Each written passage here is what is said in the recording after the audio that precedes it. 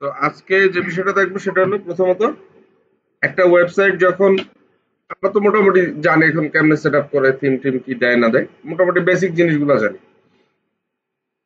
তো এরপরে যে বিষয়টা সেটা হলো যে একটা সাইট আমার যখন রেডি, আমার কন্টেন্ট পাবলিশ করা, অন পেজে সিও করা সবকিছু হয়ে গেছে। তো ওয়েবসাইট গুলো তো ইন্ডেক্স করাতে হয়। ওই যে গুগল সার্চ কনসোল বা গুগল অ্যানালাইটিক্স এর যে বিষয়টা থাকে, এগুলো ইন্ডেক্স করাতে হবে। তো ইন্ডেক্স করানোর জন্য আমাদের এই ওয়ার্ডপ্রেসের সাইট গুলোতে আমরা খুব সহজে করতে পারি এটা। সেটার জন্য জাস্ট আমরা একটা প্লাগইনস দেব, মানে প্লাগইনের জাস্ট একটা প্লাগইন ইনস্টল দেব। তো অ্যাড নিউ প্লাগইন গেলাম। এখানে আমরা সার্চ করব হলো গুগল সাইট কিট। ঠিক আছে? এই যে গুগল সাইট কিট,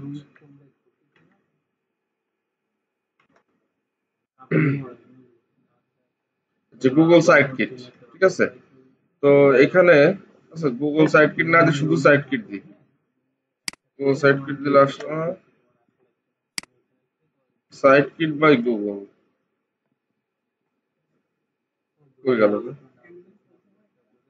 না ওইটা না, গুগলের প্রোডাক্ট গুগলের, এই যে এটা সাইট আর কিট আলাদা দিবেন, সাইট স্পেস কিট। হ্যাঁ, তাহলে এই যে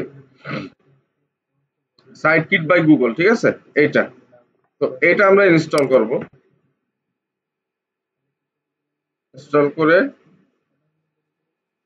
এটা আমরা অ্যাক্টিভেট করে দেব।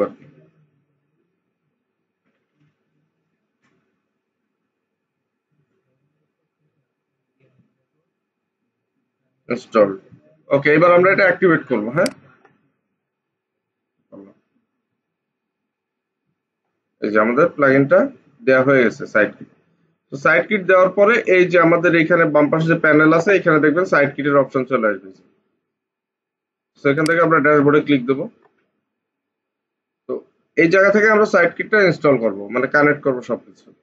তো এই যে connect Google analytics as part of your setup. এখন সার্চ কনসোল আর অ্যানালাইটিক্স এর ভিতরে পার্থক্য কি? তো সার্চ কনসোল হলো আপনার সাইটের সব অর্গানিক ডেটা ট্র্যাক করে। ঠিক আছে? মানে সার্চ ইঞ্জিনে কি পরিমাণ ভিজিটর আসতেছে, কতগুলো কিওয়ার্ড ইন্ডেক্স হয়েছে, কতগুলো ব্যাকলিংক ইন্ডেক্স হয়েছে, কোন পেজগুলো ইন্ডেক্স হয়েছে, কোনগুলো হয়নি। সার্চ কনসোলে সব এই ডেটা থাকে। আর অ্যানালাইটিক্সে থাকে হলো সব live data. Live data means এই মুহূর্তে সাইটে কয়জন আছে, বা আধা ঘন্টার ভিতরে কয়জন ছিল, তারা কয়টা সেশনে ছিল। দেখা যায় একটা ট্রাফিক তো ৩-৪ বারও আসে। তো সেক্ষেত্রে এটাকে বলা হয় সেশন। তো এই সেশন কয়টা হয়েছে, দেন হচ্ছে আপনার আহ, ওই সেশনটা কত সেকেন্ডের ছিল। ঠিক আছে? তারপরে এটাতে শুধুমাত্র অর্গানিক ডেটা না, এখানে আপনার ডিরেক্ট ট্রাফিক যেগুলো থাকে, যে আপনার ডাইরেক্ট ঢুকতেছে ওয়েবসাইটের ভিতরে, সেই ডেটাগুলো সবকিছু থাকে অ্যানালাইটিক্স এর ভিতরে। মানে সার্চ কনসোল মূলত আপনাকে ডেটা দেবে হইলো সার্চ ইঞ্জিন বেস, যে গুগল কি বলতেছে বা সার্চ ইঞ্জিন কি বলতেছে। আর অ্যানালাইটিক্স বলবে হইলো আপনার লাইভ যে ডেটা আছে সেই ডেটার পরিপ্রেক্ষিতে। ঠিক আছে? যেটা বললাম ডিরেক্ট ট্রাফিক, লাস্ট কত আহ, আগে আপনার ট্রাফিক ছিল, কতজন ছিল, কোন দেশ থেকে ছিল, তাদের টেরিটরি কি, এই সব কিছু থাকে হলো গুগল অ্যানালাইটিক্স এর। আমি যদি অ্যানালাইটিক্স এর উইন্ডোটা একটু দেখাই আপনাদের, তাহলে আরো বুঝতে সুবিধা হবে মেবি।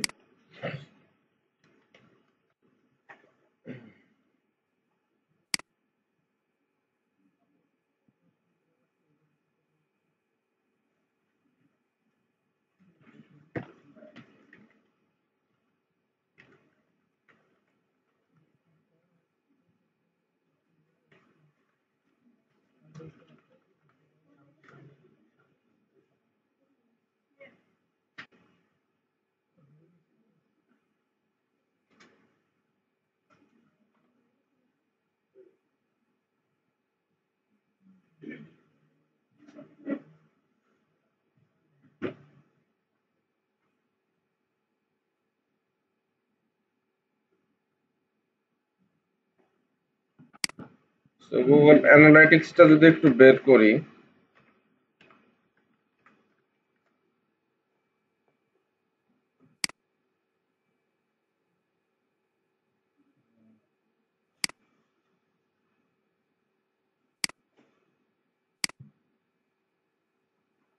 কি বলবো,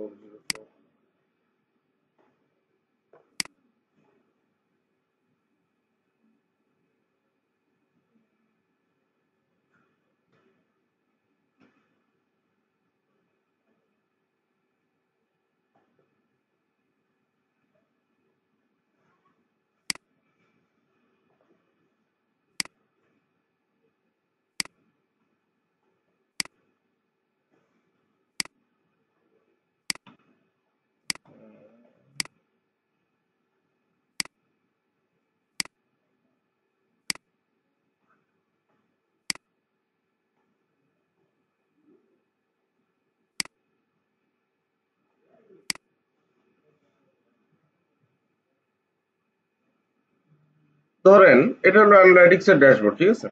এই যে অ্যাক্টিভ ইউজার দেখায় এখানে যে কি পরিমাণ অ্যাক্টিভ ইউজার আছে, ইভেন্ট কাউন্ট মানে তারা কয়বার আসছে বা একজন এসে কয়বার কয়টা ইভেন্টে এখানে আপনার ওয়েবসাইটে ছিল, নিউ ইউজার কতজন, আর কি ইভেন্ট কতগুলা, তারপরে যে active user in last 30 minutes মানে লাস্ট 30 মিনিটে কয়জন ছিল, তার কান্ট্রি কি, ঠিক আছে? তারপরে এখান থেকে আপনি আরো যদি রিপোর্ট ডিটেল পাইতে চান তাহলে ভিউ রিয়েল টাইম, এখানে ভিউ রিপোর্ট স্ন্যাপশট সবকিছু দিলে মানে একটা ওয়েবসাইটে লাইভ সব রিপোর্ট অ্যানালাইটিক্সে দেখা যায় আর কি, ঠিক আছে? তো সার্চ কনসোলে মূলত আপনি পাবেন সার্চ ইঞ্জিনের ডেটা, আর সার্চ কনসোলের ডেটা আপডেট হয় 24 ঘন্টা পর পর। আর অ্যানালাইটিক্স এর ডেটা এটা রিয়েল টাইম আপনাকে দেবে আর কি। তো এইখানে শুধুমাত্র সার্চ ইঞ্জিনের ট্রাফিক না, একদম ডিরেক্ট ট্রাফিকের যে ডাটাগুলো সেগুলো থাকে। তো এই কারণে অ্যানালাইটিক্সটাও আমাদের জন্য গুরুত্বপূর্ণ। সো এই অ্যানালাইটিক্স বা সার্চ কনসোল যেটাই আমরা ইনস্টল করতে চাই না কেন, সবই সাইট কিট দিয়ে করা যায়। তো সাইট কিট প্লাগইন দেওয়ার পরে যে সেটআপ সাইট কিটে আসলাম, জাস্ট এখানে টিক দিয়ে দিব যে connect Google analytics as part of your setup. So এখানে আমরা সাইন ইন গুগল দেব, মানে এখানে আমাদের যে মেইলের আন্ডারে আমরা এটা করতে চাই সেই মেইলটা জাস্ট এখানে চিনাই দিতে হবে। এই যে মেইলটা চিনাই দিলাম, কন্টিনিউ। এখানে সব আমাদের এই যে select what site kit can access, মানে সাইট কিট কি কি অ্যাক্সেস করতে পারবে আমরা সবই সিলেক্ট অল দিয়ে দেবো, ঠিক আছে? তো continue. Have Google verify site ownership, verify.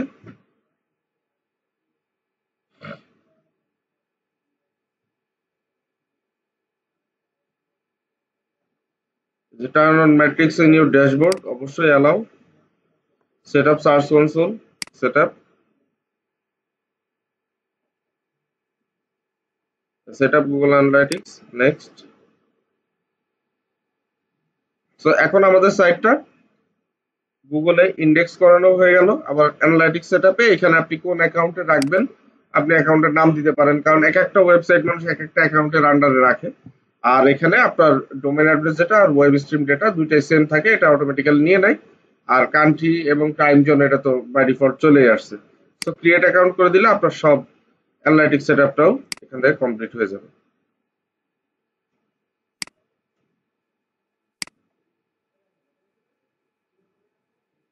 So এখন আমাদের টোটাল সাইটটা ইন্ডেক্স করানো হয়ে গেছে, দ্যাট মিনস হলো সার্চ কনসোল ভেরিফিকেশন কমপ্লিট। এবং আমাদের এখানকার অ্যানালাইটিক্স এর যে জিনিসগুলো আছে, এই যে আই অলসো অ্যাকসেপ্ট, এখানে যা অ্যাকসেপ্টেন্স চাইবে সেগুলো অ্যাকসেপ্ট করে দিতে হবে। এই যে এখানে যা যা চাবে সব দেবো, অ্যাকসেপ্ট। কোনটা বাদ আছে, I accept, I accept, go to my dashboard. So analytics এবং সার্চ কনসোল দুইটাই সেট আপ হয়ে গেছে আমাদের। দ্যাট মিনস আমাদের সাইট ইন্ডেক্সিং করানো যেটা, সেটা কমপ্লিট। সো যে কোনো সাইট এটা কিন্তু ইন্ডেক্স করানো বেশিরভাগ ক্ষেত্রে যারা এসইও করে তাদের কাছে কাজটা আসে। সো এটা মাথায় রাখবেন যে খুব সহজেই করে দেওয়া যায়, জাস্ট সাইট কিট প্লাগইনটা দিয়ে দিয়ে এখানে সেট আপ করে দিলে কাজ শেষ, চলে আসছে সব।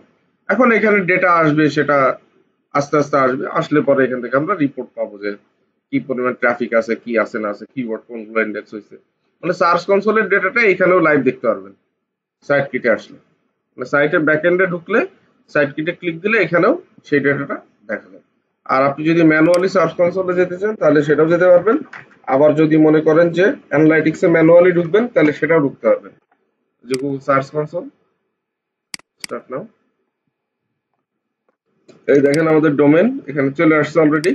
আর ডেটা তো এখন যেহেতু মাত্র করালাম, সো এখানে ডেটা আসবে না, এখন 3-4 দিন 5 দিন সময় লাগবে। আর এখানে গুগল অ্যানালাইটিক্স এ যদি যাই, এই যে analytics tools, sign in to analytics,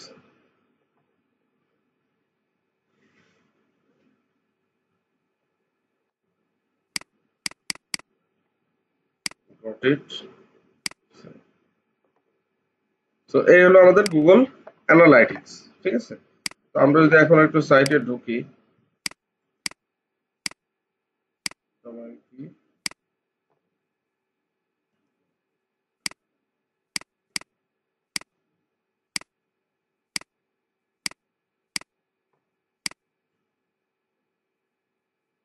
site visit করলাম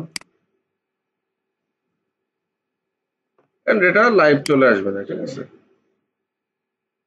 কেবল করা তো হয়তো বা একটু টাইম নেবে। হ্যাঁ, হ্যাঁ, ওয়েবসাইট তো ওই যে আগের দিন শুধু জাস্ট থিম দিয়ে রাখা, ঠিক আছে। তো এখানে রিয়েল টাইমই চলে আসবে না যে active users in last 30 minutes, এই 10-15 মিনিট গেলে হয়তো বা আমি যে মাত্র ঢুকলাম এখানে এই ডেটা এখানে দেখাবে না যে একজন ঢুকছিল, ঠিক আছে। মানে অলমোস্ট লাইভ বলা যায়। হ্যাঁ, 30 মিনিটের ভিতরে আপডেট হয়। আর মাত্র করালাম তো, এটা যখন আপনার মোটামুটি সাইটটা একটা স্টেবল পর্যায়ে চলে যায় বা রেগুলার যখন কাজ হয়, তখন দেখা যায় একদম রিয়েল টাইমের মতো লাইভ ডাটা দেয়, ঠিক আছে। আর এখানে ভিউ রিয়েল টাইম যদি ক্লিক দিই তাহলে ভিউ রিয়েল টাইমেও হয়তো বা আসবে। এই যে অ্যাক্টিভ ইউজার্স পার মিনিট, এই যে একজন, ঠিক আছে, এই যে আসছে কিন্তু, হ্যাঁ, এই ডাটা কিন্তু আসা শুরু হয়েছে, ঠিক আছে। First visit page V session start, data আসা শুরু হয়ে গেছে, হ্যাঁ। তো এটা যত টাইম যাবে তত আরো অ্যাকুরেট ডাটা আসা শুরু হয়ে যাবে, ঠিক আছে। তো বিষয়টা হলো এই যে আমরা অ্যানালাইটিক্স এর সব রিয়েল টাইম ডেটা সবকিছু দেখতে পারবো, আর সার্চ কনসোলে আমাদের যাবতীয় ডিটেল যা আছে, আর সাইটের সবকিছুই তো আসলে পারফরমেন্স অ্যানালাইসিস সবকিছুই সার্চ কনসোলে। কারণ আমাদের ওইখান দিয়ে সবকিছু বুঝতে হবে যে আমার সাইটের মেইন পারফরমেন্স আসলে গুগলের চোখে কি। যে এখানে আপনি দেখতে পারবেন আপনার পারফরমেন্সের ট্যাবে ক্লিক দিলে যে কি পরিমাণ ইমপ্রেশন আছে, ক্লিক আছে কি পরিমাণ, তারপরে হচ্ছে এখানে কোন কিওয়ার্ড গুলো ইন্ডেক্স হয়েছে, কোন পেজ গুলা কি অবস্থায় আছে, কোন কান্ট্রি থেকে ভিজিটর আসতেছে, ডিভাইস কোনটা ইউজ হচ্ছে, ঠিক আছে, সবই ডেটা এখান থেকে দেখা যায়। আর এখানে আপনার পেজেসে গেলে ইন্ডেক্সিং এর যে বিষয়টা আছে সেই সব কিছু তো থাকবেই। তো এখন এই হলো আমাদের মোটামুটি বিষয়, ঠিক আছে। তো এখন আমরা এখানে যে বিষয়গুলো দেখলাম প্রত্যেকটাই কিন্তু মোটামুটি খুবই গুরুত্বপূর্ণ এবং সবগুলোই আমাদেরকে একটু মনে করেন যে সুন্দর মতো হ্যান্ডেল করতে হবে। তো সুন্দর মতো হ্যান্ডেল করার জন্য আমাদের এই জিনিসগুলা জাস্ট আপনারা যে প্যান্থিয়ন দিয়ে করতেছেন, প্যান্থিয়নের ভিতরে সাইটকিট ইনস্টল দিয়ে করা যাবে কিনা আমি এই মুহূর্তে বলতে পারতেছি না, তবে ট্রাই করে দেখতে পারেন। ভাই আপনাদেরকে দুইটা ওয়ার্ডপ্রেসে ফ্রি সাইট করার প্ল্যাটফর্ম দেখাইছে না, মেবি ওইখানে কাজটা হবে, ঠিক আছে। তো আপনারা সেটাও একটু মাথায় নিয়ে করবেন। মানে এই জিনিসগুলো কিন্তু একটু প্র্যাকটিস 1-2 বার করলে আপনার দেখা যাবে আর জীবনেও এটা বাড়তেছে না, ঠিক আছে, বা ঝামেলা হচ্ছে না। দেওয়া আছে এই হচ্ছে সাইট ম্যাপ দেখাচ্ছে না হয়ে গেল আমার ওই ইউজ তো দেওয়া নাই এখানে, তাই না? সরি, এই জন্য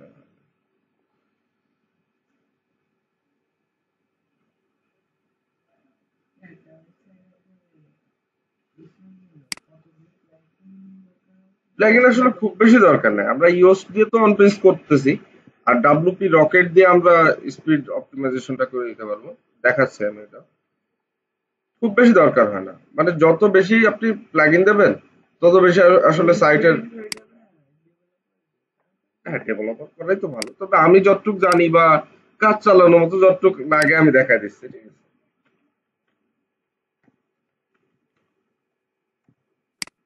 আর যেগুলো বেসিক সেট আপ আমি এটা দেখাই দিচ্ছি। হ্যাঁ, তো এখন এখানে আর একটা সবচেয়ে গুরুত্বপূর্ণ জিনিস হলো সাইট ম্যাপ সাবমিট করা। সো সাইট ম্যাপটা কি জিনিস দেখেন, আমরা যেরকম একটা বই পড়ি, বইয়ের একটা সূচিপত্র থাকে যে আমার টোটাল বইটায় কতগুলো অধ্যায় আছে বা কি কি টপিক আছে। তো সূচিপত্র দেখলে আমার বইটা সম্পর্কে একটা আইডিয়া হয়েছে। তো সাইট ম্যাপটা হলো ওয়েবসাইটের সূচিপত্র। তো এই সাইট ম্যাপ যখন আপনি গুগলকে দেন তখন গুগল আসলে টোটাল ওয়েবসাইটের যে কি কি কন্টেন্ট আছে, কি কি ইউআরএল আছে ওই সম্পর্কে একটা ধারণা হয়ে যায়। সো ইন্ডেক্সিংটা দ্রুত হয়, র্যাঙ্কিংটাও দ্রুত হয়। তো সাইট ম্যাপটা দেওয়ার জন্য আপনারা যে সাইটেই করবেন না কেন আগে ইওস প্লাগইনটা দিয়ে নেবেন। ইওসটা ইওস তো আমরা দেবোই, ওয়ান পেজ এসে করার জন্য তো ইওস লাগবে। সো ইওস দেওয়ার পরে সার্চ কনসোলে এসে এই যে ইন্ডেক্সিং ট্যাবের নিচে দেখবেন সাইট ম্যাপস অপশন আছে, এটা ক্লিক দিয়ে ওপেন করবেন। এবার দেখেন এখানে অটোমেটিক্যালি ডোমেন অ্যাড্রেস বসানো আছে, লাস্টে দেখেন ইন্টার সাইট ম্যাপ ইউআরএল অপশনটা আছে। সো এখানে বসাতে হয় সাইট ম্যাপ ডট এক্সএমএল,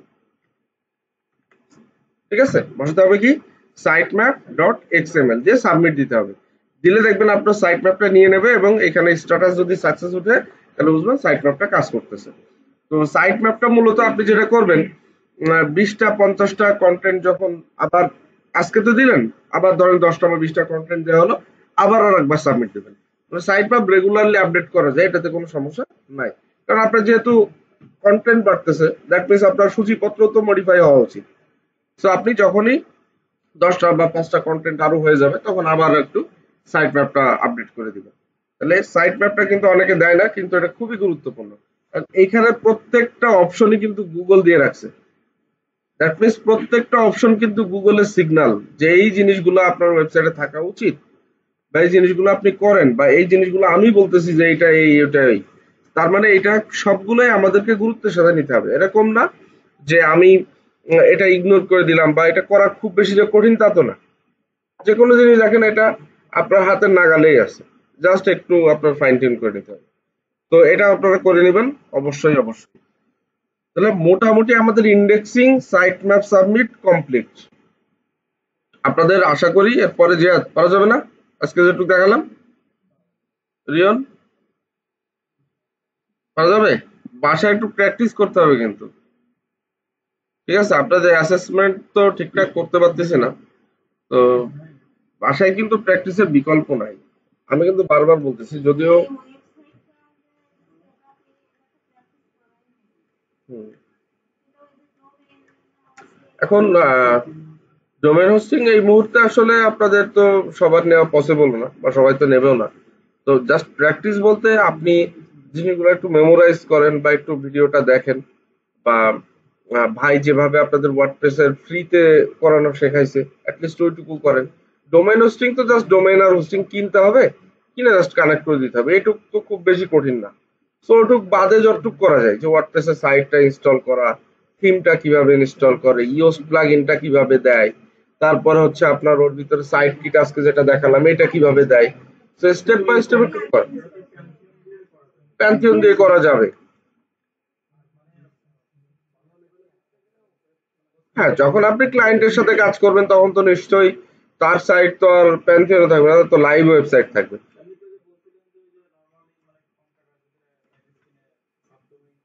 হ্যাঁ, অনেকে প্র্যাকটিস করে এইভাবে। দেখা যাচ্ছে যে আপনারা যদি মনে করেন যে একটা মিনিমাম হোস্টিং নিলেন 1 মাসের জন্য 130 টাকা, তো 10 জনে মিলে যদি নেন তাহলে কয় টাকা করে পড়ে? 13 টাকা করে পড়ে। আর একটা ডোমেন নিলেন, মনে করেন সর্বনিম্ন যে ডোমেন আছে ওই ধরেন 200 টাকা মনে হয়, তো 10 জনের নিলে মনে করেন 20 টাকা। তার মানে 30, 33, 35 টাকায় আপনারা প্রত্যেকে হলো ওয়েবসাইটের কাজ করার সুবিধা পাচ্ছে। মানে সেটা আপনাদের নিজস্ব বিষয়। হ্যাঁ, সেটা নিজেরা করে নিতে পারেন। আর এইগুলো দেখানোর মেন কারণ কি, যে ম্যাক্সিমাম ক্ষেত্রে আমরা আসলে এই বেসিক জায়গাগুলো না জানা থাকার কারণে দেখা যায় জবের ক্ষেত্রে হোক বা বিভিন্ন ক্লায়েন্ট ইন্টারভিউর ক্ষেত্রে হোক মানুষ পিছায় পড়ে। যে দেখা যাচ্ছে সে বলতেছে যে আপনি হঠাৎ করে কোশ্চেন করে ফেলতে পারে, সাইট ম্যাপ কিভাবে সাবমিট করতে আপনি জানেন, বা আমি একটা ওয়ার্ডপ্রেস ওয়েবসাইটে কিভাবে থিম সেট আপ দেবো। So আপনার যদি জিনিসগুলো একটু জানা থাকে তখন কিন্তু ইন্টারভিউটা অ্যাটলিস্ট ফেস করে টিকে থাকা যাবে। কারণ আমার মেন দরকার প্রথমে কাজ পাওয়া, তারপরে না অ্যাকুরেসি। কাজ পাওয়ার পরে অ্যাকুরেসি নিয়ে আসা যায়, তখন চ্যালেঞ্জ নেওয়া যায়, কিন্তু কাজ পাওয়ার জন্য যে নলেজ গুলো জানা থাকা দরকার সেগুলো তো আমাদের এগুলো বেসিক জিনিস। আমারে কেউ বলবে না যে আপনি সাইট ডেভেলপ করেন, সাইট বানান। হয়তোবা বলতে পারে যে একটা ওয়েবসাইটের ভিতরে একটা প্লাগ ইন কেমনে সেট আপ দেয় এটা করে দেখান। ওই অ্যাটলিস্ট ওইটুকু জানা আমাদের দরকার। যাই হোক, তাহলে এইগুলা আমরা মোটামুটি বুঝে ফেললাম। এখন যে বিষয়টা দেখাবো, যে একটা ওয়েবসাইটের খুবই গুরুত্বপূর্ণ আর একটা জিনিস, সেটা হলো স্পিড অপটিমাইজেশন বা বেসিক কিছু টেকনিক্যাল এসইওর পার্ট থাকে, যেটাকে টেকনিক্যাল এসইও বলে। এসইওর মোট 3টা পার্ট, একটা হলো অন পেজ, একটা হলো অফ পেজ, আর একটা হলো টেকনিক্যাল। সো অন পেজ আর অফ পেজ আমরা মোটামুটি করতেছি আর কি। অন পেজ তো কমপ্লিট হয়েছে একভাবে, অফ পেজের আমরা কিওয়ার্ড রিসার্চ থেকে শুরু করে লিঙ্ক বিল্ডিং পার্ট গুলো করতেছি আর কি। লিঙ্ক বিল্ডিং পার্টে আমাদের হয়তো বা 2টা ক্লাস বাকি আছে। আর নো ফলো টু ফলো, হ্যাঁ আমরা ডু ফলো বাকি আছে, প্রোফাইল ব্যাকলিংটা বাকি আছে নো ফলোর ভিতরে, ছোট্ট একটা টপিক। রাহান কিছু বলবেন? বলেন। কারা কারা বলতে হবে? হ্যাঁ, আমার বউ এত কথা কানে কানে কই করে দিলে আপনারা যেভাবে বললেন। রেগুলার এসে কানে কানে মিলে যায় না আর কি কি। যাই হোক, তো এলো ফ্যাক্ট। এখন আমি এসে তাহলে দেখা দিচ্ছে আমার একটু ডাকতেছে কানে কানে, যেহেতু ডাকলো গোপন। এই কার্টুন ফার্টুন বন্ধ করেন, ওই ক্যামেরা ওপেন আছে, আমারও দেওয়া হবে না, মানে কিরাম ক্লাস নেন এই। যাই হোক, এখন দেখেন আমরা হচ্ছে আমরা একটা প্লাগ ইন দেবো, যে আমাদের ওই স্পিড অপটিমাইজেশন আর বেসিক কিছু টেকনিক্যাল এসইও যে পার্ট আছে, এটার জন্য একটা প্লাগ ইন লাগে। So add new plugin. আবারও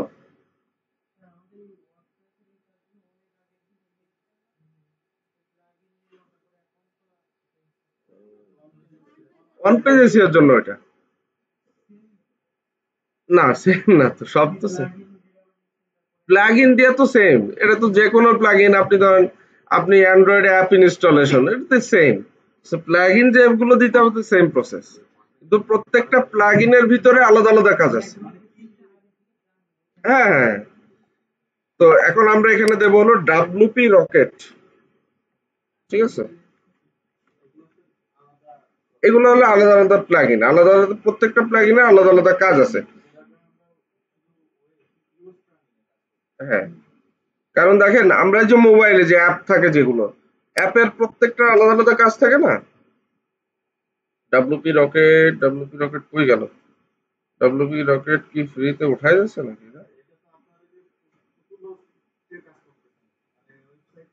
ওয়েবসাইটটা পুতুলসটা হোস্ট করা ওয়ার্ডপ্রেসে।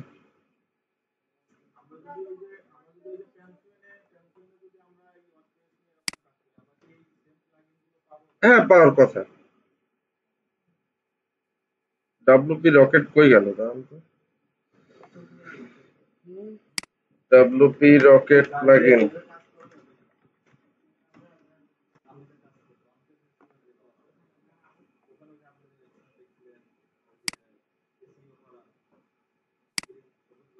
ডাব্লুপি রকেট কি প্রিমিয়াম করে দিছে? সেই কি প্রিমিয়াম করছে? হ্যাঁ,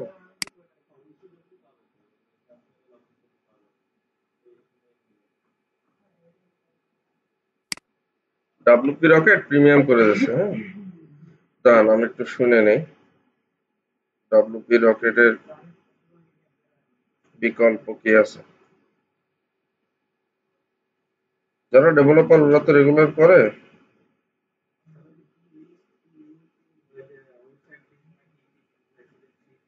হ্যাঁ হ্যাঁ, ওটা দেবো, সমস্যা নেই। ওটা ব্যাকলিংকের পার্ট আবার আমরা পজ রাখছি তো এই কারণে দিইনি। ওটা দিয়ে দিবেন, মানে ওটা ব্যাকলিংকের সাথে সম্পর্কযুক্ত, এই জন্য সমস্যা নেই। পোর্টফোলিও দেবো, আপনাদের আগে আমি ইসে যাই, অ্যাকাউন্ট ক্রিয়েশনে যাই। তানয়, হ্যাঁ কই বাসায়? ও, বলতেছি কি ডাব্লুপি রকেট এটা কি প্রিমিয়াম হয়ে গেছে? তা আগে তো পাওয়া যেত প্লাগইনে সার্চ দিলে, এখন তো পাওয়া যায় না, এখন তো ওদের সাইটে নিয়ে যাচ্ছে। মানে আগে তো ধরো ফ্রিতে ইনস্টল দিয়ে ফ্রি ফিচার গুলো তো অ্যাক্সেস করা যেত।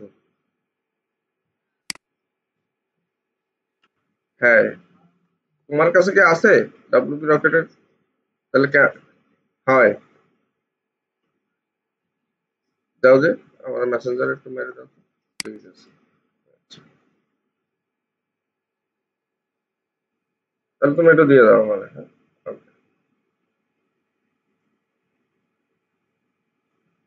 এই যে এটা প্রিমিয়াম হয়ে গেছে,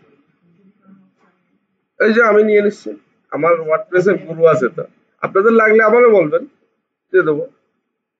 ওয়ার্ডপ্রেসে মনে করেন ওই যে আমার ওই ভাইপো আছে না, ওর কাছে ওয়ার্ডপ্রেসে যা আছেন সব আছে। ও রেগুলার কাজ করে তো, ওদের সব লাগে। তো যে জিনিস প্রিমিয়াম সে জিনিস তো দাম দেখছেন, সিঙ্গেলি $59 পার ইয়ার। তো সবাই তো কিনবে না স্বাভাবিকভাবেই, একটা ওয়েবসাইটের জন্য এত টাকা দিয়ে কিনবে?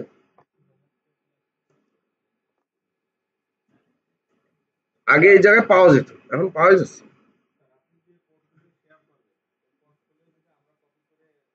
তা আপনাদের দেওয়ার জন্যই তো দেবো। এখন দেখেন আপনি সেটা কি করবেন না করবেন সম্পূর্ণ আপনার ব্যক্তিগত বিষয়। হ্যাঁ, কি সমস্যা থাকে? সমস্যা থাকলে তো দিতামই না। হ্যাঁ, হ্যাঁ, বিভিন্ন জায়গায় বা ক্লায়েন্টের সাথে শেয়ার করতে পারেন। এখন বিষয়টা কি যে এখানে আপনাকে জিনিসটা মাথায় নিতে হবে যে আপনি সব পোর্টফোলিও দিয়ে আপনি কাজ পান বা ইয়ে করেন, এটা তো কোনো সমস্যা নেই। তবে বিষয়টা হলো যে কাজ যেটা করতেছেন সেটার উপরে নিজের কনফিডেন্সটা যেন থাকে। হ্যাঁ, আর ওই কনফিডেন্সটা কিন্তু নিজে একটু প্র্যাকটিস করার দরকার আছে। তো প্র্যাকটিস করে যদি দু একটা পোর্টফোলিও নিজেও তৈরি রাখতে পারেন, তাহলে নিজের একটা কনফিডেন্স লেভেলটা বুস্ট আপ হয় আর কি। তো সেটাও একটু মাথায় রাখা উচিত। হুম, হুম, অফকোর্স, অফকোর্স পোর্টফোলিও। তবে একটা জিনিস একটু বলি যে ডিজিটাল মার্কেটিং তো মানুষ মনে করে কি বিশাল সহজ একটা জিনিস, যা আর মনে হয় হয়ে যাবে। আসলে ডিজিটাল মার্কেটিং করতে এসে কি মনে হচ্ছে বিষয়গুলো, হ্যাঁ, মানে এত সহজ তো না, যে কোনো জিনিস তো আসলে টেকনিক্যাল বিষয় আসে, অনেক কিছু আছে। তো অনেকে মনে করে কি ডিজিটাল মার্কেটিং মানে দুনিয়ার সহজ জিনিস, যা আর হয়ে যাবে 2 দিন পরে। এখন দেখেন যে কোনো, হ্যাঁ, ডিজিটাল মার্কেটিং এ কিছু কাজ আছে সহজ, যেগুলোর নামে ডিজিটাল মার্কেটিং, যেরকম আপনার হচ্ছে সে ফর এক্সাম্পল আমি যদি বলি ডাটা এন্ট্রি টাইপের কিছু কাজ আছে যেগুলো মানুষ ডিজিটাল মার্কেটিং মনে করে, কিন্তু আসলে এগুলো ডেটা এন্ট্রি টাইপের কাজ, ওগুলো এন্ট্রি টাইপের, এগুলো মার্কেটিং না। কারণ দেখেন আপনি একটা ওয়েবসাইটের মার্কেটিং করতেছেন এবং ওয়ার্ল্ড ওয়াইড কম্পিটিশনে, তো সেটা তো সবচেয়ে বেশি চ্যালেঞ্জিং। তারপরে আপনি মনে করেন যে সোশ্যাল মিডিয়াতে আপনি পয়সা খরচ করে মার্কেটিং করতেছেন, তো পয়সা খরচ করে মার্কেটিং করে তার যদি রেজাল্ট না এনে দিতে পারেন, তাহলে সেই মার্কেটিং এর তো কোনো ভ্যালু নেই। আপনারা তো ধরবে দিন শেষে। ধরেন আমি রিসেন্টলি আমরা একটা কাজ করলাম একজনের, একটু দেখাই। আমাদের প্লাগইনটা দিতে লাগুক, এখনো দেয়নি, খুঁজে দেবে কম্পিউটার অন করে। দেখেন এখানে এইটা, এটা একটা ক্যাম্পেইন ছিল। এটা ছিল হলো রানিস কেক বেকিং। হ্যাঁ, মানে ওই যে কেক টেক বানায় উনি বাসায়। তো উনার হচ্ছে টোটাল 15 দিনের একটা কাজ ছিল। আমাদের লিমন ভাইয়ের পরিচিত, এই জন্য আমরা নিছি, ছোট কাজ আমরা এমনি করি না আর কি। তারপরে নিছি যে উনার পরিচিত, উনার খুবই ক্লোজ একজন, তো উনার ওই কাজটা আমরা নিছিলাম। তো এটা দেখেন উনার বুস্টের ইয়ে ছিল হলো $15, মানে উনার হইলো সব মিলে বাজেট। তো $15 আমরা নিছি, $15 কাজটা ছিল। 159টা দেখেন কনভারসেশন হয়েছে, মানে মেসেজ কনভারসেশন অর্ডারের জন্য $15 খরচ করে। এখন উনি ওই ক্লায়েন্ট কে কনভিন্স করতে পারবে কি পারবে না, বা উনি দামে ওনার সাথে পড়বে কি পড়বে না, এটা তো আর আমার দায়িত্ব না। আমার দরকার হলো মানুষ ওনাকে কেনার জন্য মেসেজ দিবে কিনা, সেটা হলো মার্কেটারের দায়িত্ব। এখন উনি সেল করতে পারবে কি পারবে না সেটা ওনার ব্যাপার। তো এই যে 159টা মেসেজ আসছে বা 159 জন ওনাকে মেসেজ করছে, তো এটাই তো মার্কেটিং এর সফলতা বলেন বা ইয়ে বলেন। আর আপনার এখানে ধরেন পার কনভারসেশন আমাদের খরচ হচ্ছে 10 সেন্ট, মানে এক একটা মেসেজের পিছনে 10 সেন্ট করে খরচ হয়েছে। তো এখানে 159 মেসেজ আনতে যে ওনার খরচ টোটাল হলো $15, দ্যাট মিনস হলো আপনার কত 2200 টাকা হয়তো বা। তো উনি যদি এখানে ধরেন 159 জন থেকে 10 জনকে কনভার্ট করে ফেলতে পারে, তাহলে তো এখানে আপনার একটা ভালো অ্যামাউন্ট চলে আসে, বা এর চেয়ে বেশি সম্ভব। আমি ধর 159 জনের ভিতরে অনলি 10 জন তো হবে না, এর চেয়ে বেশি সম্ভব। তো ব্যাপারটা হলো এটাই কিন্তু মার্কেটিং। এখন এই কনফিডেন্সটা গ্রো আপ করবে কখন, যখন আপনি এরকম যে একটা ক্যাম্পেইন চালাবেন নিজে। ধরুন এখন আমারে দিলে আমি বলতে পারি যে ভাই এই জিনিস কিন্তু এই হবে, বা এই জিনিস কিন্তু এটা হবে, এর বাইরে হবে না, বা এটা এটুকু সম্ভব, এর বাইরে সম্ভব না। কারণ আমার চালায় চালায় এক্সপিরিয়েন্স হয়ে গেছে তো। So, এই জন্য আমি বলি যে যে কোনো জিনিস আপনারা একটু নিজেরাও ট্রাই করেন। সেটা পেইড মার্কেটিং দিয়ে দরকার নেই। এসইওর যে পার্ট গুলো যেগুলোতে আপনার এখন ইনভেস্টমেন্ট প্রয়োজন না, পেইড মার্কেটিং এটা তো টাকা দিয়ে বুস্ট করতে হয়। তো টাকা দিয়ে আর কি বা বুস্ট করবেন, এখন আন্দাজে তার জিনিস আমি যাবি তো আর বুস্ট করলাম। তো বিষয়টা হলো এরকম।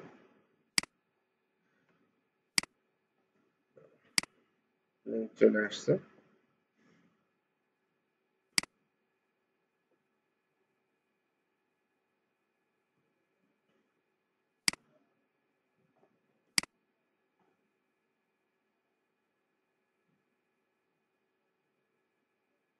ডাউনলোড, এটা গুগল ড্রাইভ লিঙ্ক, জাস্ট আমি ডাউনলোড করে নিচ্ছি। হ্যাঁ,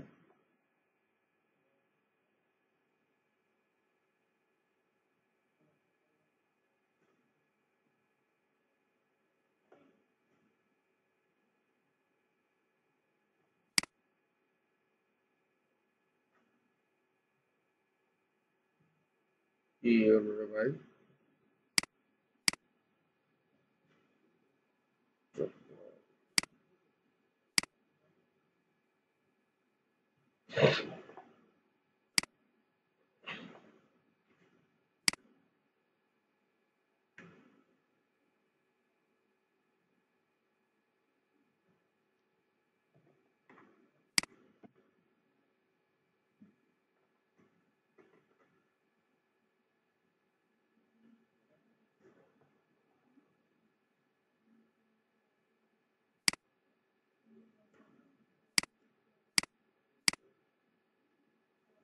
ডাউনলোড।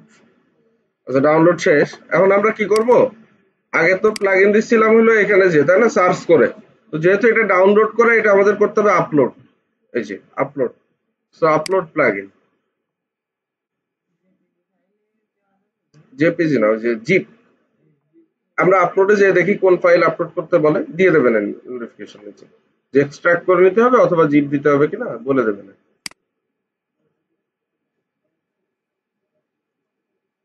ম্যানেজার কাটি, চ্যানেল কাটি। আরে ভাই, আপলোড প্লাগইন, আপলোড অপশন কই? এই যে নো ফাইল চুজেন, এখানে বলতেছে if you have a plugin in a zip format you may install or update it বা আপলোডিং ইট হেয়ার, মানে জিপ সহ দিতে হবে। এই যে সো চুজ ফাইল, এখানে যে ডাউনলোড হয়েছে জাস্ট এটা সিলেক্ট করে দিতে হবে, ওপেন, ইনস্টল না।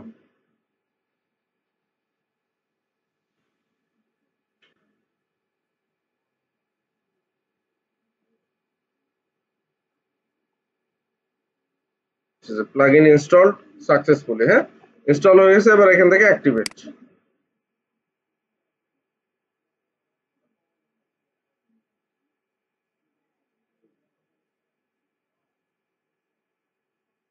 মানুষের মাথায় যে কত কিছু খেলে, আমি তাই চিন্তা করি যে এই টেকনোলজি যেভাবে ইমপ্লিমেন্ট করতে হবে, এই করতে হবে, এসব খেলেছে কি করে মাথায়, তাই না?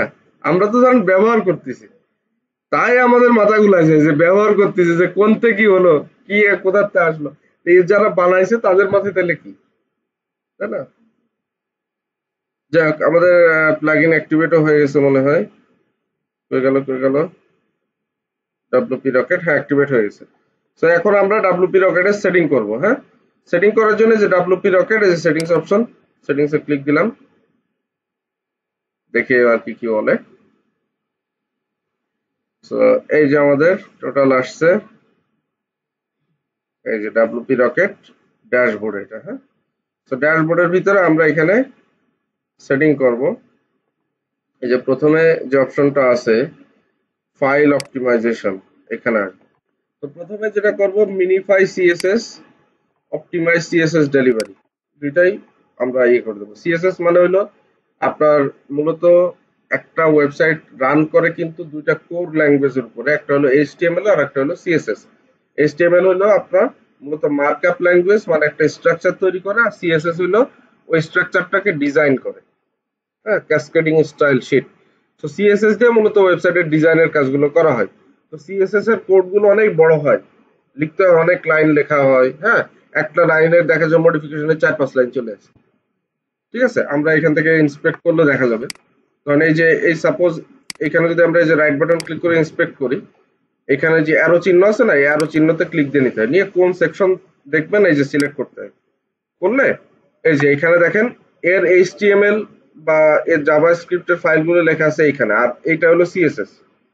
সেখানে দেখেন সিএসএস করা আছে কয় লাইন, আপনি যদি দেখেন এই লাইনের ডিজাইনিং এর জন্য, আপনি দেখলে বুঝতে পারবেন যে পজিশন কি অ্যাবসলিউট পজিশন হবে, লেফটে কত পার্সেন্ট হবে, টপে কত পার্সেন্ট হবে, হ্যাঁ। তারপরে এখানে আরো কি কি আছে, যে ট্রানজিশন হবে কিনা, ঠিক আছে, কালার কি কি থাকবে, মানে অনেক কিছু, বক্স সাইজ কত।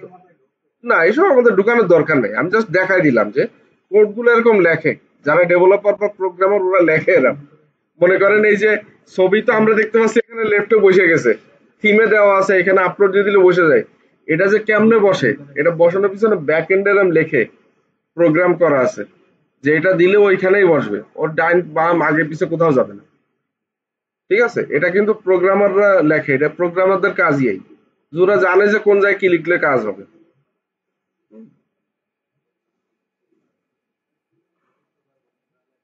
শুভ বলো। হ্যাঁ শুভ বলো। হ্যাঁ ভালো আছো? হ্যাঁ অবশ্যই।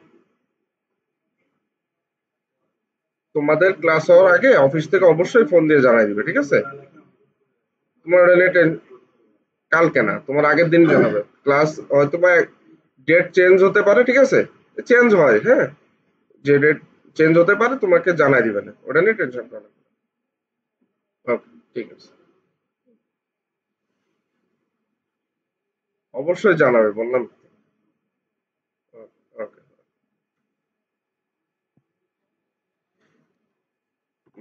তো এটা হলো যে আপনার প্রোগ্রামারদের ভাষা, ওই যে যেটা বলে, হ্যাঁ, তো সেইগুলো হলো এই। তো এই কোড অনেক লাইন হয়। হ্যাঁ, বা যারা ডেভেলপার তারা করে। তো এইখানে যেটা হয়, এই কোডগুলো যখন লোড করে সমন্বিতভাবে তো লোড হয়, লোড হয়ে তারপর তো এটা ভিজিবল হয়। তো এই কোডগুলো যখন লোড করে প্রত্যেকটা লাইন চেক হয়, চেক হয়ে হয়ে লোড হয়। তো এটা যদি মিনিফাই করা হয়, মিনিফাই করা মানে হচ্ছে এত কোড থাকবে না, জাস্ট যতটুকু কার্যকর ততটুকুই হয়ে থাকবে, বেশি লাগবে না।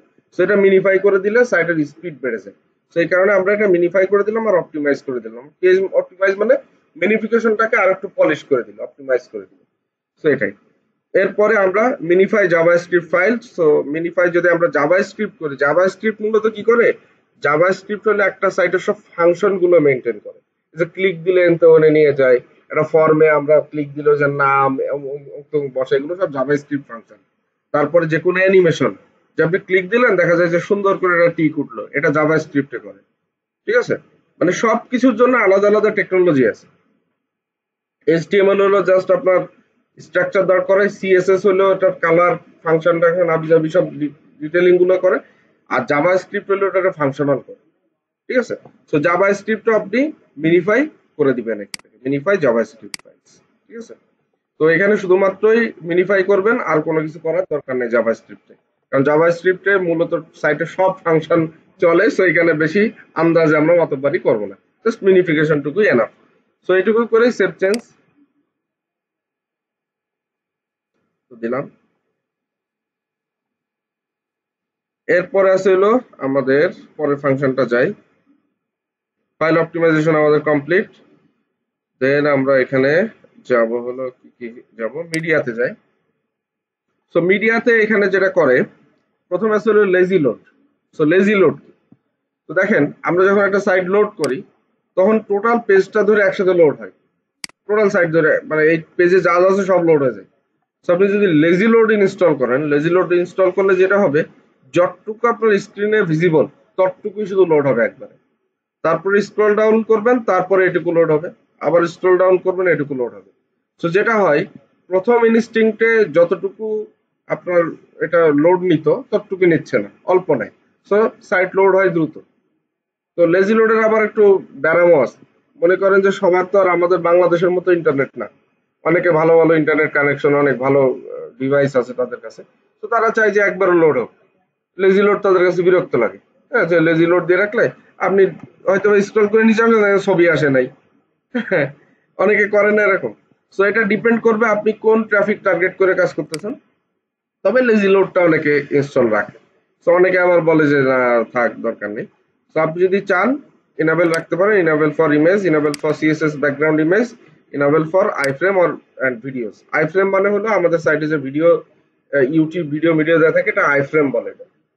মানে ওই যে ভিডিও যে অপশনটা থাকে, ইউটিউব বা ফেসবুক অ্যাড করা আছে, ওইখানে ক্লিক দিলে ভিডিওটা প্লে হয়ে যায়, ওটাকে আইফ্রেম বলে। সো আপনি লেজি লোডটা ইনস্টল রাখতে পারেন, রাখলে আপনার সাইটের স্পিড ফার বেটার হয়ে যাবে। তাহলে এটাই জাস্ট আমরা সেভ চেঞ্জ করে দিলে আমার মিডিয়া অপশনটাও কমপ্লিট। এরপর যেটা আছে হলো প্রিলোড। সো প্রিলোডে যেটা আছে আমরা ক্যাশ, এটা খুবই গুরুত্বপূর্ণ একটা জিনিস আমরা অ্যাক্টিভেট করে রাখবো, এটা ক্যাশ অ্যাক্টিভেট করে রাখা। সো ক্যাশ কি? তো ক্যাশ হলো, আপনারা বাসা বাড়িতে আমরা সবাই তো এখন সবসময় ইউটিউব ফেসবুক দেখি, বা গুগল প্লে স্টোর। আপনি দেখছেন প্লে স্টোরে একটা 150 এমবির অ্যাপ যদি ইনস্টল দেন, গুলির বেগে এরকম করে ইনস্টল হয়ে যায়। কিন্তু 150 এমবির একটা এমনি ফাইল ডাউনলোড দিতে যায় তো কত সময় লাগে, দেখেছেন কখনো খেয়াল করে? প্লে স্টোরে অ্যাপ যখন ইনস্টল দেন, ধরেন একটা অ্যাপ নামাচ্ছেন মেসেঞ্জার অ্যাপ, ধরেন 150 মেগাবাইট, দেখবেন এটা সর্বোচ্চ আপনার 30 সেকেন্ড বা 1 মিনিটের ভিতরে ডাউনলোড শেষ। 150 মেগাবাইট কিন্তু। কিন্তু আপনি 150 MBর একটা সিনেমা বা নাটক ডাউনলোড দিন তো কত সময় লাগে? 5 মিনিট বা 10 মিনিটও লেগে যায় অনেক সময়, লাগে কিনা? তো এটা হয় কেন? এটা হলো এই সমস্ত যে প্ল্যাটফর্ম গুলো, Google play store, YouTube, Facebook, এগুলো ক্যাশ সার্ভার আছে। ক্যাশ সার্ভার মানে কি, ধরেন বাংলাদেশে এই যে যারা আইএসপি বা আইজিজি না, মূলত আইএসপিরা আর বিভিন্ন ক্যাশ সার্ভার বসায় রাখছে। এদের কাজ কি, ধরেন বাংলাদেশ থেকে কেউ একটা ইউটিউব ভিডিও প্লে করলো, প্রথম আপলোড হয়েছে, কেউ প্লে করছে, ওইটা যখনই সে প্লে করলো ওটা বাংলাদেশের ক্যাশ সার্ভারে ডাউনলোড হয়ে থাকে। তো এরপরে আমি যখন ওই ভিডিওটা দেখতে যাচ্ছি, আমি আর সরাসরি ইউটিউবকে নক করতেছি না, আমি ওই ক্যাশ সার্ভারে ঢুকতেছি। তো ক্যাশ সার্ভার যেহেতু বাংলাদেশে, তো স্পিডটা অনেক বেটার এবং অনেক দ্রুত অ্যাক্সেস করা যায়। আবার দেখা যাবে ওটা আমার আইএসপির ক্যাশ সার্ভারে তোমার ডাউনলোড আছে। তো ইউটিউবে দেখেন বাফার হয় না, ইউটিউবে ভিডিও অনেক স্মুথ চলে কিন্তু। তো আপনি অন্য যে কোনো প্ল্যাটফর্মে ভিডিও দেখতে যাবেন, দেখবেন বাধে। লাইভ স্ট্রিমে দেখবেন, লাইভ স্ট্রিমে বাধে কিন্তু। আপনার বিভিন্ন প্ল্যাটফর্ম অনুসারে ভিডিও দেখেন, আপনার এফটিপি সার্ভার বের করে দেখে অনেক সময়, অনেকে সিনেমা টিনেমা বাধে। ওটা কেন হয়? ক্যাশের জন্য হয়।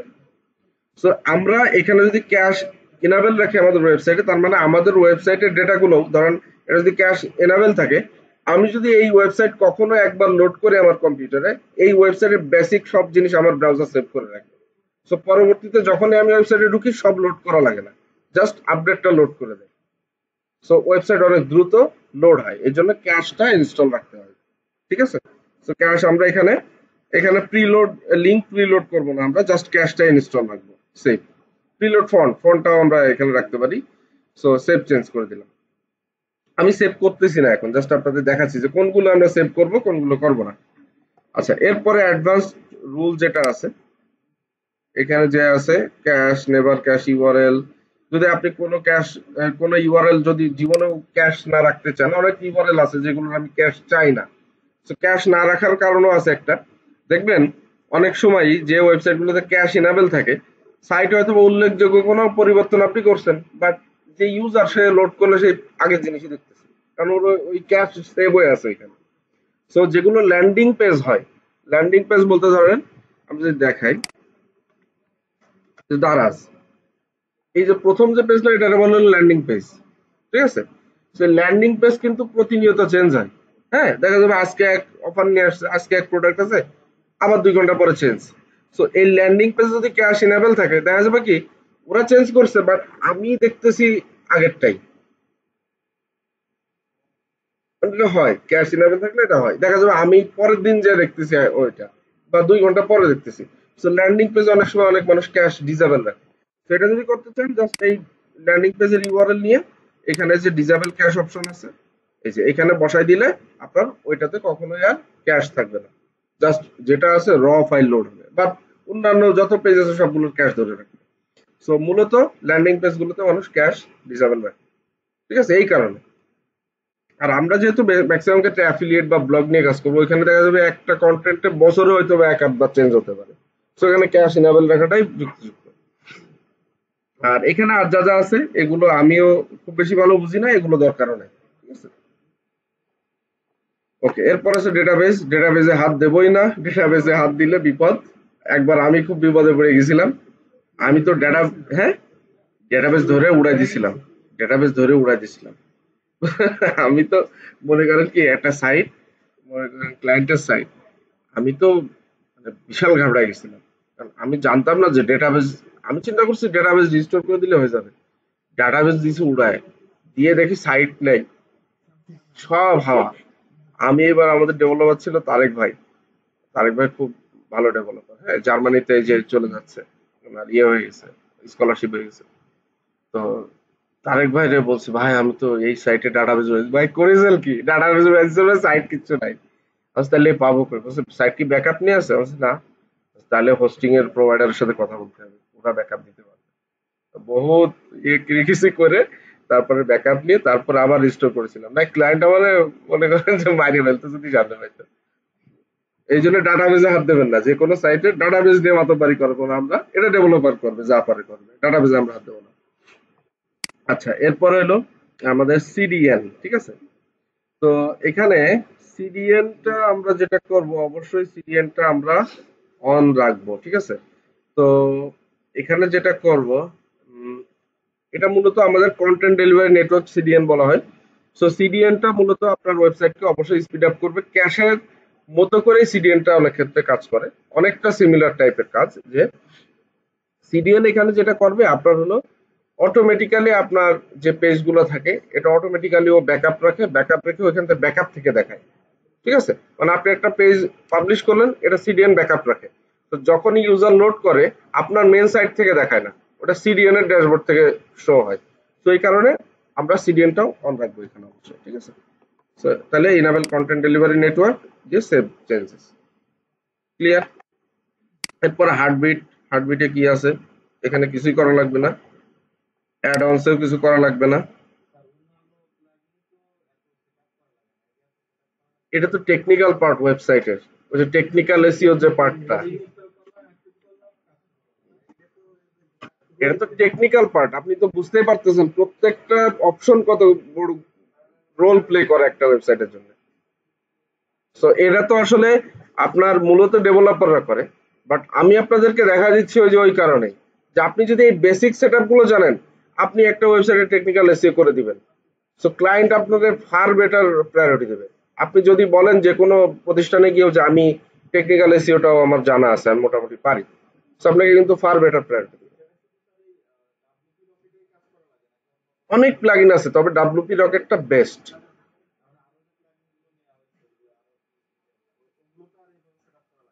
না, এটা তো জাস্ট অন্য প্লাগইন গুলোর কাজ তো আপনারা জানেন। সাইড কিটের কাজে যে একবার ইনস্টল করে দিলে সাইড কিট জীবনের মতো শেষ, আর লাগবে না। ইয়োস্ট যেরকম একবার দেওয়া থাকলে আপনার প্রত্যেকটা পোস্টের নিচে ইয়োস্ট শো করে, প্রত্যেকটা পোস্টে আপনি ওয়ান পেজ এসিও করেন। তারপরে আমরা আর কি প্লাগইন দিলাম? আর না, এসইওর জন্য কিছু দিইনি, এসইও অন পেজ এই টেকনিক্যাল এসইওর জন্য এটাই নিছি। আচ্ছা, এরপরে আছে হলো ইমেজ অপটিমাইজেশন। সো ইমেজ অপটিমাইজেশনে যেটা করব, এখানে আমরা এখানে যেটা করে ইমেজ অপটিমাইজেশন সেটা হলো ইমেজ কম্প্রেস করে। সো ইমেজটা আসলে আমরা এখান থেকে কম্প্রেস করব না, ইমেজের কম্প্রেস এখান থেকে করলে ইমেজ ভেঙে যাবে বা নষ্ট হয়ে যাবে, রেজোলিউশন নষ্ট হয়ে যায়। তো যে কোনো ওয়েবসাইটে ইমেজ আপলোডের ক্ষেত্রে আপনাকে এই জিনিসটা মাথায় রাখতে হবে, ইমেজ কম্প্রেস করে নিতে হয়। ইমেজ কম্প্রেস করা মানে কি? ধরেন আপনি একটা ইমেজ যে কোনো জায়গা থেকে নামাইছেন, এটা দেখবেন অনেক ক্ষেত্রে 800-900 কিলোবাইট বা 1 মেগাবাইট বা অনেক বেশিও হয়, 5 মেগাবাইট 10 মেগাবাইট ইমেজ হয়। তো এত বড় ইমেজ আসলে কখনো ওয়েবসাইটে দেওয়া উচিত না, মানে এত মানে ভার। কারণ কি, আপনার ওয়েবসাইটে যদি এরকম 10টা ইমেজ থাকে তাহলে প্রায় আপনার 50 মেগাবাইট জায়গাও কিন্তু একাই দখল করতেছে। তো 50 মেগাবাইট কিন্তু আবার আপনাকে হিসাব করতে ব্যান্ডউইথ, তার মানে ও আপনার 50 এমবি ব্যান্ডউইথ খরচ করে। সো যে ইউজার ওটা লোড করতেছে সে কিন্তু এট এ টাইম আপনার ওয়েবসাইটটা লোড করার জন্য ওই ইমেজের পারপাসই 50 এমবি খরচ হয়ে যাচ্ছে তার। আবার 50 এমবি এট এ টাইম লোড করে তো দেখাতে হবে ইন্টারনেটে। সো এটা টাইম নাই, 1 এমবি ডাউনলোড করতেই তো আমাদের কয়েক সেকেন্ড লাগে, তাহলে 50 এমবি লোড করতে তো টাইম লাগে। সেই কারণে ইমেজগুলো কম্প্রেস করে আপলোড করতে হয়। সো ইমেজ কম্প্রেস আমরা এখান থেকে করব না, আমরা এটা আপলোড দেওয়ার সময় করা যায়। সো ইমেজ কম্প্রেসর আছে অনলাইনে প্রচুর, ইমেজ কম্প্রেসর। এরা মূলত কি করে, রেজুলেশন ঠিক রেখে ইমেজের সাইজ কমায় দেয়। ইমেজ কম্প্রেসর যে অপটিমিজিলা, এটা খুবই ভালো, সেখানে আপলোড করতে পারেন। ধরেন এই ইমেজটা, কথার কথা ইমেজটা কত মেগাবাইট আছে দেখেন, 898 কিলোবাইট। সো আমি এটা ধরেন দিই, আপলোড করলাম। এটা এখন দেখেন এই যে কম্প্রেস করতেছে, হ্যাঁ?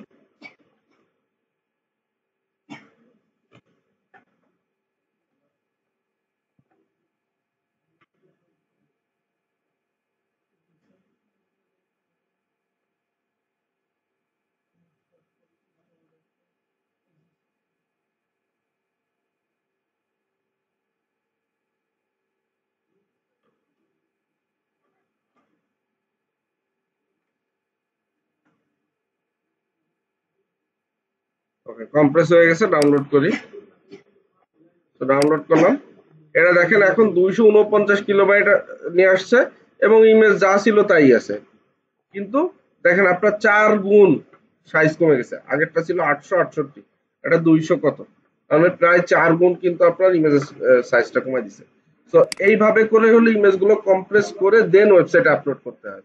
তো এটাও আপনারা ক্লায়েন্টের কাজ যখন করবেন, ক্লায়েন্টকে হয় বলবেন অথবা নিজে চেক দিতে পারেন। অনেক ক্লায়েন্ট এসে বলে যে সাইট খুবই স্লো।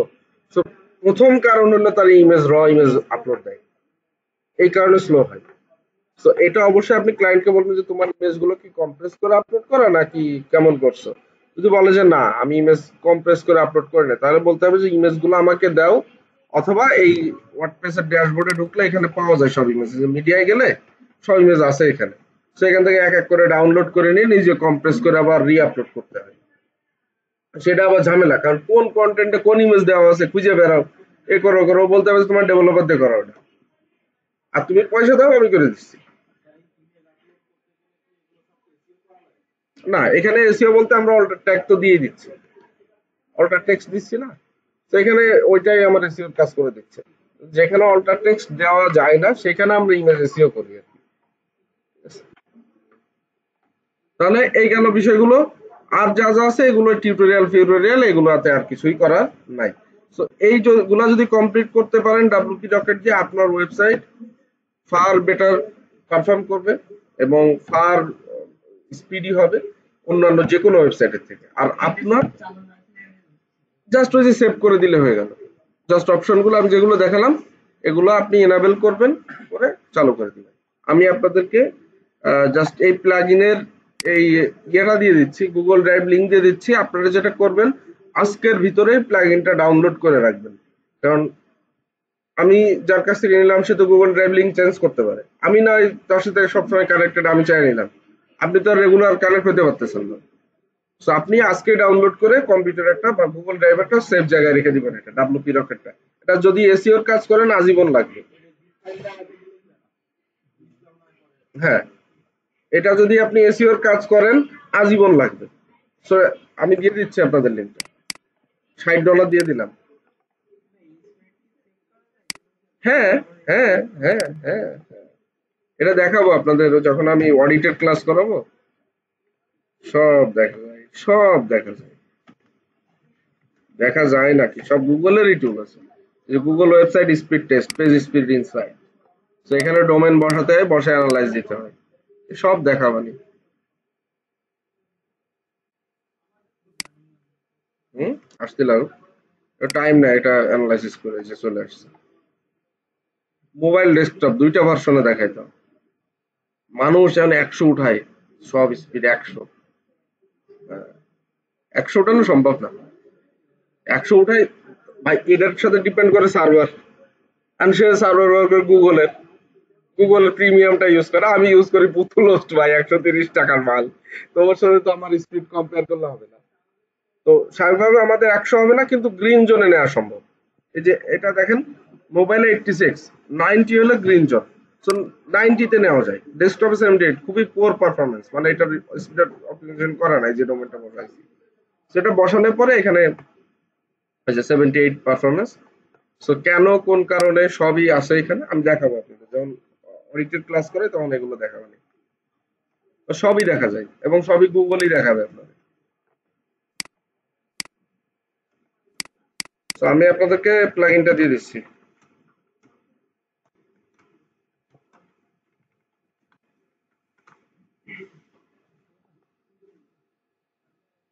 আবার কি করে, আর কিউ এ আর সি।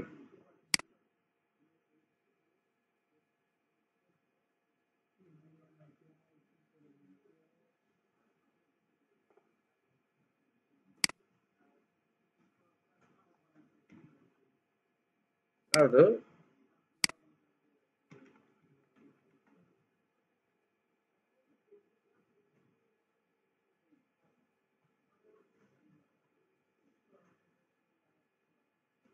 কত আপনাদের জন্য,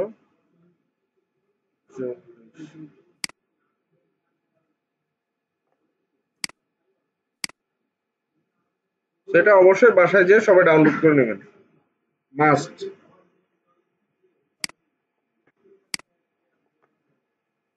$60 দিয়ে কিন্তু পরে কেনা সম্ভব না, এটা মাথায় রাখতে হবে। আর সবাই